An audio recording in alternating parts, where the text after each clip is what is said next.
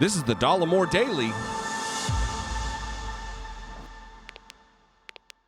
Hello, and welcome to the Dollemore Daily. We're the Bank Sisters, still filling in for Jesse as he gets acclimated to Washington, D.C. I'm Courtney. And I'm Keisha. And Court, I think to start this one off, I'm going to read you a quote. To be a pundit, write a book, network, and have really strong opinions. The upside for anyone thinking about becoming a professional TV pundit or newspaper columnist is that all you really need to start are very strong opinions. The downside, however, is that it will take years of very hard, self-motivated, and persistent work to turn those opinions into a career. At least that is what conservative political commentator S.E. Cupp, class of 2000, shared in her lecture, Let's Talk Politics, Turning Your Opinions into a Career. And when was that from? Oh, this is from 2011, but... 2011. Okay. Mm-hmm. Here's a little background on S.E. Cupp. Cupp was born in Oceanside, California, rich. While growing up, she lived in Andover, Massachusetts, rich, and attended the Academy of Notre Dame, rich. From age 6 until her late teens, she studied ballet, rich. While attending ballet school, she suffered from eating disorders, rich, and experienced a relapse during her college years, rich. In 2000, Cupp graduated from Cornell University with a Bachelor's of Arts degree in art history. This is a rich girl. I mean, I'm sorry. Okay, I think the connection that we're trying to make here is that from what S.E. Cupp said to what we've read and to what we know. Yeah. You also, like, a big part of being a political pundit or being a journalist in today's atmosphere is being rich. Yeah. That's one of the biggest qualifications. I am floored and honored, frankly, that she has a Bachelor of Arts in Art History. I have a Bachelor of Arts in Interior Design. Wow, amazing. I can be a pundit as well. Like, yes, and aren't I, though? But, and aren't you? What are you, though? No, not on S.E. Cupp's level, that's for sure. But I would never have thought that she had an art history. She was an art history major. What really are the qualifications, I guess?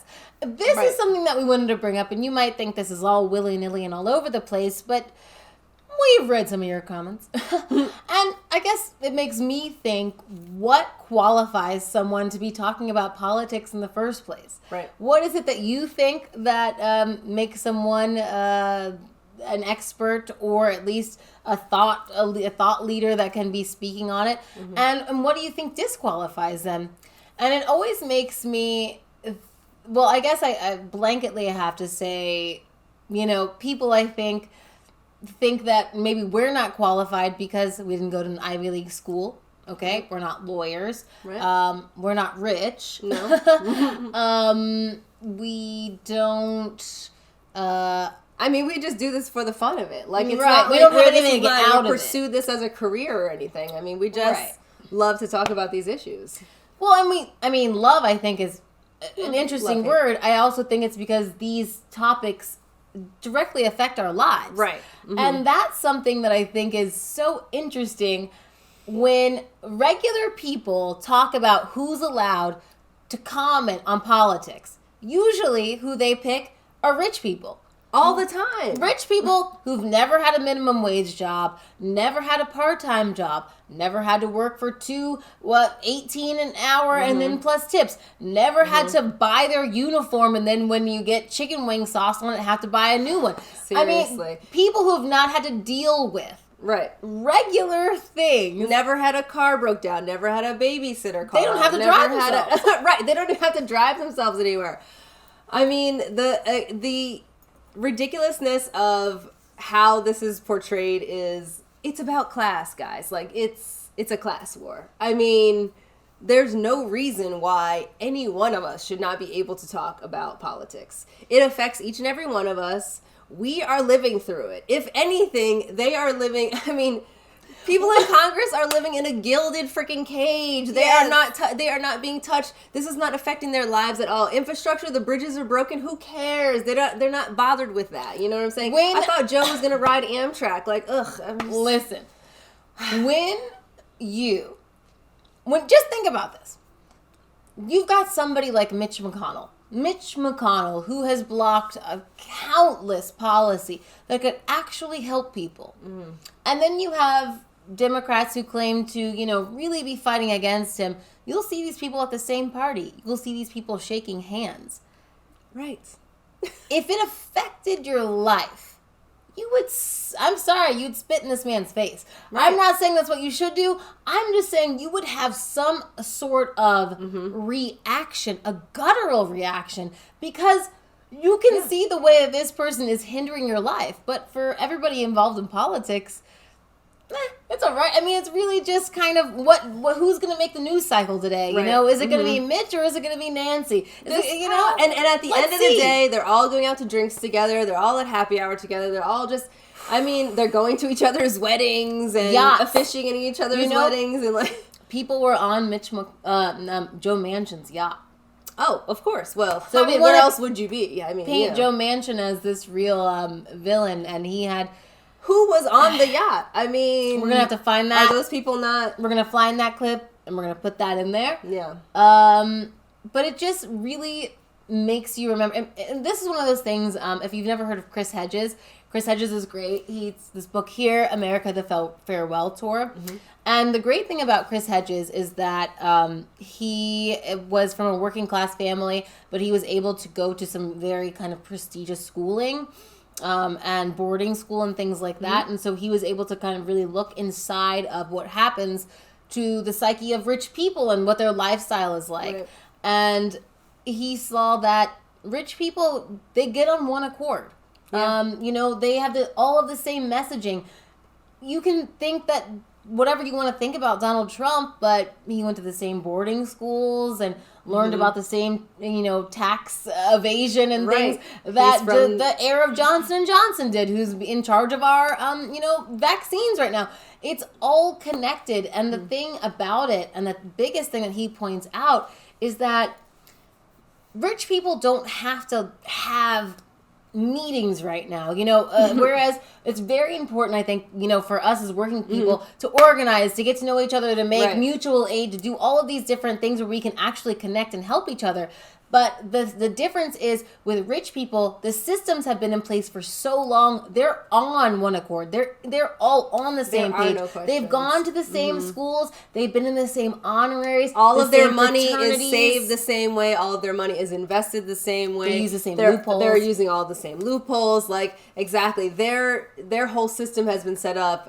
That's what they call it, systemic racism. But because we were not included in that. But the system is built for them. Right. Exactly. And to me, it's so crazy now how you can just look on Instagram and see oh, wait, so our dad owned a company. So you mean to tell me that he could have been paying us some small salary or whatever as children, and we could have been putting that money away, but we had no idea because our dad didn't have the right accountant, or he didn't. These are just there are secrets that rich people keep. Yeah, it's insane. There are secrets that rich people keep from us, and we have to remember that.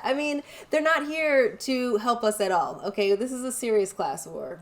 Yeah, just in that example alone. So what Keisha's referencing is basically a tax loophole where if you own your own company, you can pay your children a salary of $12,000 a year. Something like that per child. So our dad, he, he owned a construction company, a drywall company. And, it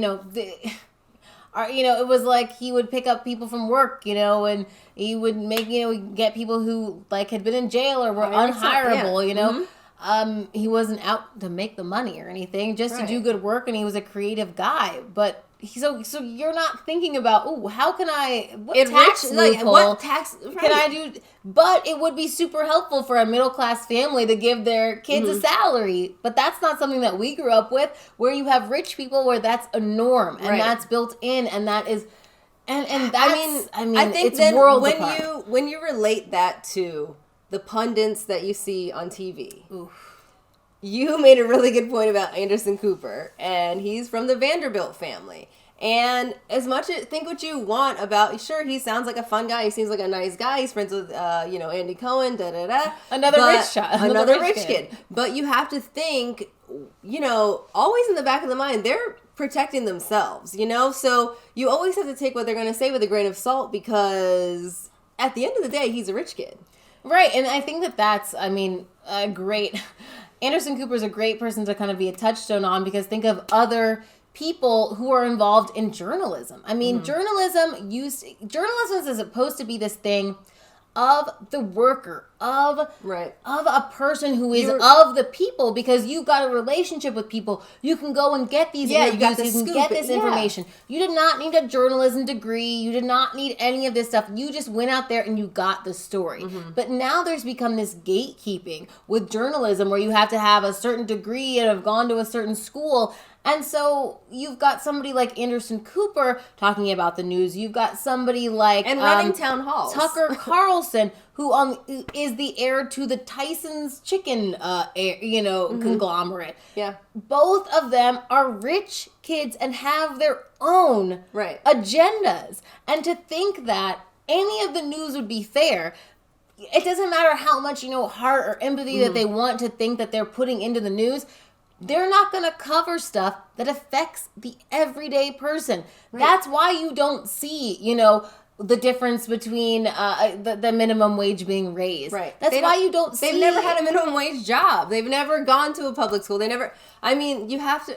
That's why you don't see something about, trash or something being burned, because it doesn't get burned near their communities. Right. That's why they would never even register for that. Right. And then you have to think about, who's even in the writer's room beyond that? You know what I'm saying? Then they're hiring their friends, and then exactly. And so the news that eventually makes it to you, and what is sold to you as punditry and should be the foremost opinion on whatever is going on in politics, is completely sullied. It's just all rich kid dribble. That's all that it is. It's just rich kids talking to each other, and basically, just think about it. It's literally... Okay, listen. Wouldn't you rather get your news from someone who had a job before that was similar to your job? Has pumped their own gas, has to drive to work every day, or commute in traffic, has blown out a tire because there was a pothole that's been in the street for 3 years or something, pays more taxes than Elon Musk, just simple things like that. People. You know what I'm saying? Like, what is going on? The punditry is all screwed up. Well, I think that and I think like some of your comments reflect on this too, and maybe you're just scared of your own intelligence. Because I used to always think this. I used to always think, why doesn't Homer Simpson run for president? Why isn't somebody like that? I cannot stand the kind of complete farce of, trying to have this idyllic family and the dog and every single person who's run for president loves dogs. Right. Every single person has a great marriage. It's absolutely insane. Also, you have to be into religion. None of these things have to do with the fact that you can have empathy without having any of those things. You can understand what a policy need is without having a wife. I don't understand why we need these kind of purity or morality tests or illusions, basically, in order to make us feel better. Because I want to hear from a person who has cried in a walk-in. I want to hear from a person who, has had to take care of their parents when they started getting dementia, or who understands that you've got to sell your house in order to get into Medicare. I want to hear from that person who is the sandwich kid, who was that what they call them? That sandwich generation. Oh, who's got to take care of their kids and their parents. And their parents at the same time. Yeah. I don't see why we are putting any of our trust and any of our faith, or thinking that any of these rich kids are smarter than we are when their daddy paid for them to get into college. Okay, fine. You went to an Ivy League school. How'd you get into that Ivy League school? And then tell me how. Okay, and then even more blow your mind. How did your dad and his dad before him get into that school?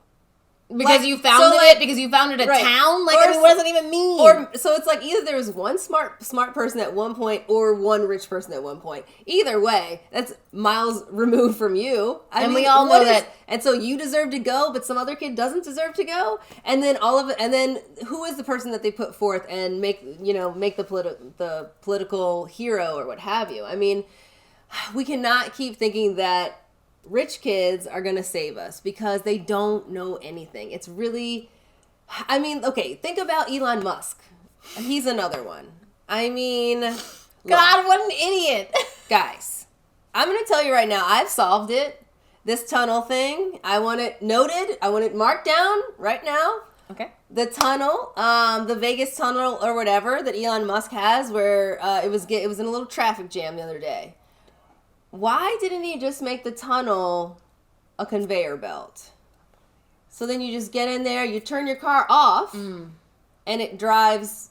Did you remember the driverless car thing? That was like a big thing. Like, oh, let's have driverless cars. Like you would at the airport, you know, when you get on that. And then there would never be a traffic jam because it's on a conveyor belt. So it's impossible to have a traffic jam. Right. So I've solved it basically. And I am smarter than Elon Musk. And I wish my mother was a model, I guess. And my dad had a diamond mind or emerald mine or what have you. But I mean, I guess the reason that it's embarrassing, but like, why this makes me so mad, like we did an episode about Gary Vee, and it's the same kind of situation. Like, I used to look up to Richard Branson, Elon Musk, Gary Vee, all of these people like in that entrepreneurship phase, and we were all supposed to be like coming up with all these great ideas, and now I'm just thinking, oh wait, no, these are just rich kids who do not know any more than I do. And now it's trickling into our politics. But it also serves them to sell you what they have. Mm-hmm. It's very easy to say that we can all have our own business or we can all pull ourselves up by our bootstraps when your bootstraps are already made out of gold. And, you know, how many straps do you have exactly? You know, some people have no strings. And I think that we don't need to hear from people where their destiny is already set up to succeed. Yeah. Because, I mean, there are truly, truly so many people in our everyday culture who are failures. I'm sorry, John McCain. He crashed his plane, I don't know how many times he should not have been passed through. He shouldn't have. It was truly dangerous, and then he became a prisoner of war, but he shouldn't even have been involved because he failed. Mm-hmm. And he put other people in danger, but because of who his parents were, they were able to get that stricken from his record. Right. And then his daughter. and then we have to deal with his daughter on The View, who is unqualified. What's her opinion? What makes her so qualified? Yeah, I mean, she is just the conservative voice, I suppose. Rich. But like, and I mean, but her, you know, what's interesting about Meghan McCain too is like she's such a name dropper. Like she's always like, oh, that one time that I had Thanksgiving dinner with this person and that person, and like she's a total name dropper. And I think she thinks that is what makes her. She's like, because she's been in the mix, you know what I mean? She's been around, so she knows politics, I guess. I'm going to say something that people are not going to like, but you know who she loves to drop names with the most? Who? She is very good friends with President Biden, of course. Oh, but he's a Democrat. I know, but it's almost like her mom, and it's like the Democrats could embrace them, and it's almost like just push the other people out of the party and take in these McCains because they're rich and they're to the right. None of it makes sense. Again, it does make sense if you focus on money. You have to think just about the social. Basically, all we're seeing, I feel like, is high school 3.0 for rich people. You know, It's rich people from Texas wanting to prove themselves to rich people from New York, wanting to prove themselves to rich people. All of these people know each other. It's a very small circle. And I think when we allow them to set the standards of who's allowed to comment on what they're doing, like really that's what we're talking about is we're the ones who are affected by the policy. So why aren't we allowed to talk about what's going on? Because quite frankly, you know, people on The View, they want to talk about coronavirus policy and all that. They've been able to work remotely. They have probably 4 tests they take that day before even going on air, not to mention all of the people on the set take all of these tests. So the way that their standard that they're even living their own lives is so removed from the reality that we have to live in, where you can't get a test anywhere. I mean, and okay, 10 days quarantine, 5 days quarantine. I've got to show my positive test, even though it's not in yet.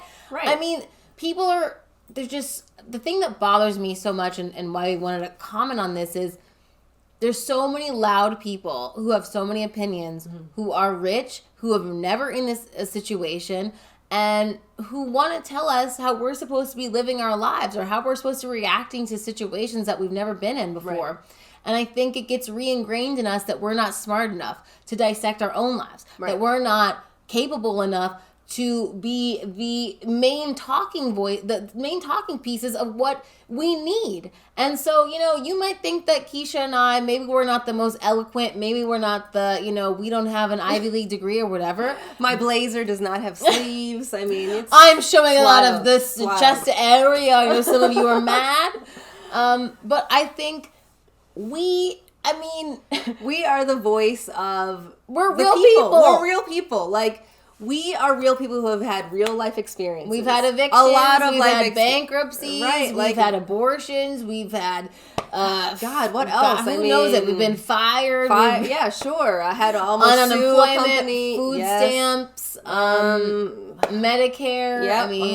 Yep, Car broke down. Don't know how many times. Yeah, just real life experiences, guys. And I guess I'm not saying that we're running for office or anything like that. Well, what we're saying is, Gross. No. when you are coming up with your ideas and when you are forming your own ideas about, how you're going to talk about politics to your, brother, to your mother, to the people around you, don't always go for these pundits that are just a bunch of rich kids who are not giving you real and true information.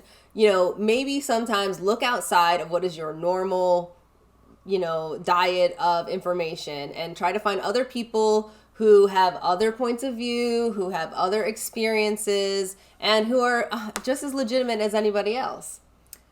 I think I don't know how to just wrap that. I agree with you. And get out of that that diet word. That was good. But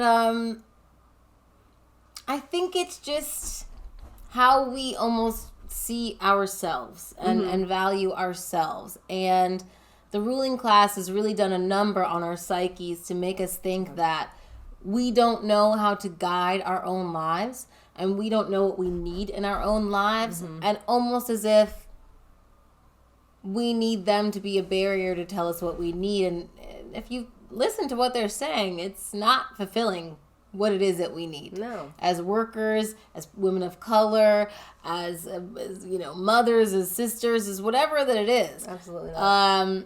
It's not being fulfilled. But I do know that the wealthy's interests and needs are being fulfilled. So doesn't that make you at least pause and think, hey, maybe we need to be looking outside of these everyday information sources and start giving a little bit more credence to my neighbor, because it takes a lot for my neighbor to set up this rig and put on their own makeup and do their own hair and do all this stuff just to try to relate to me and to say, hey, we have a lot more in common than maybe we don't. Right. And forget these upper level people. I don't think that they have our best interest in mind. What can we do to see eye to eye and to work together? And just keep that in mind. Keep it in mind in all your conversations, wherever you may be in life, because we know a lot more than these rich dum-dums. That's what I would have to say. That's the moral of that story. Well, we have really enjoyed talking to you guys. We hope that you have enjoyed our content as well. So if you would like to see some more of it, you can check us out on our YouTube channel, which is The Banks Sisters. I've been Keisha. You can find me at one of these Keishas on Twitter and Instagram. And I've been Courtney. You can follow me at Courtney Banks on Twitter, at The Courtney Banks on Instagram. And it has been a lovely delight. A true pleasure, Jessie. Thank you so much for having us. Bye, y'all. Bye.